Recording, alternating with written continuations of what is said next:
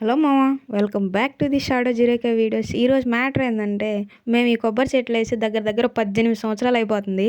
అయితే ఆ కాయలు కాయడం అయితే లాస్ట్ 3-4 ఇయర్స్ నుంచి మాత్రమే కాస్తుంది. బట్ ఒక్క చెట్టు మాత్రం ఫ్లవరింగ్ బాగానే ఉంటుంది, ఫ్రూట్ కూడా వస్తుంది. బట్ ఎందుకంటే అది కాయ అనేది మూడుగా పగిలిపోతుంది. అలాగే అది పగిలిపోయి ఎండిపోయి రాలిపోతున్నాయి.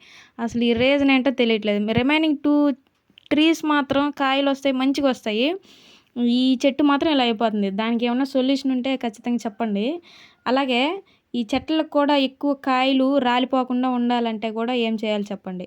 అలాగే ఈ కాయలు అనేటివి కొన్ని బాగా వస్తున్నాయి, కొన్ని ఏంటంటే సడన్గా పడిపోతున్నాయి అన్నమాట. అవి వాటికి ఏమన్నా డిసీజ్ అంటారా, లేదంటే అవి గాలికి ఏమన్నా పడిపోతున్నాయి? చూసానికైతే గాలికి పడినట్టు లేవు, ఏదో డిసీజ్ వచ్చినట్టే ఉంది. దానికి ఇన్ కేస్ మీకు ఏదైనా సొల్యూషన్ తెలిస్తే ఖచ్చితంగా నాకు కామెంట్ చేయండి.